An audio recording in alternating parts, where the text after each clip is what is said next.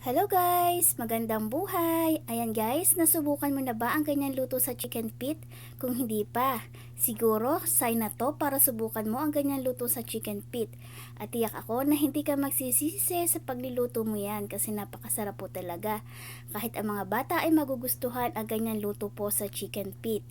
At yan guys, nagluto po ako dyan ng cheesy caldereta chicken pit. O diba guys, napakasarap po niyan. At yan nga guys, sa pagluluto po na to, pinan-fry ko lang po muna ang ating carrots at saka ang mga patatas.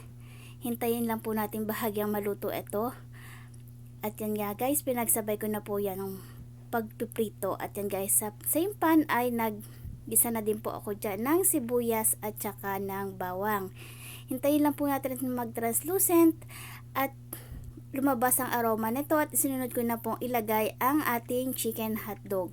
Kahit ano pong hotdog ay pwede po dyan. Hintayin lang po natin siyang maluto ng bahagya at sinunod ko na pong ilagay ang ating pinakuluan na chicken pit. At yan guys, naglagay na din po ako dyan ng mga pampalasa at tulad ng oyster sauce, chicken cubes, paminta at saka po granules.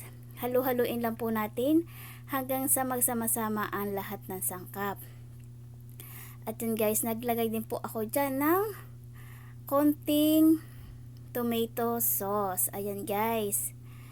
Tansya-tansya na lang po sa paglalagay ng mga ingredients. At yun nga guys, sinaluhalo ko lang po hanggang sa magsama-sama na po ang lahat ng sangkap.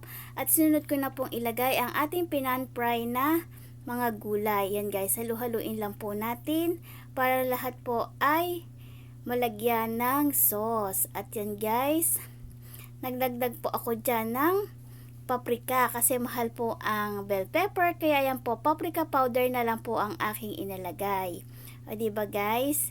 At yan guys, naglagay din po ako dyan ng itlog ng pugo para po mas maging masarap ang ating chicken pit caldereta. Yan guys, halu-haluin lang po natin at nagdagdag na din po ako dyan ng liver spread. Pandagdag po ng lasa sa ating chicken pit caldereta at hinaluhalo ko lang po hanggang sa magsama-sama ang lahat ng sangkap.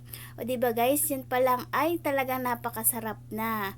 At yan guys, luto na po ang ating chicken pit caldereta at nilagyan ko po siya ng cheese on top para po mas maging masarap pa ang ating chicken pit caldereta at talagang mag-iinggan nyo po ang ating mga anak na kumain ng ganyang ulam. O diba guys, na level up po natin ang ating chicken pit. Siya, yun lang guys. Salamat sa panonood. Follow for more.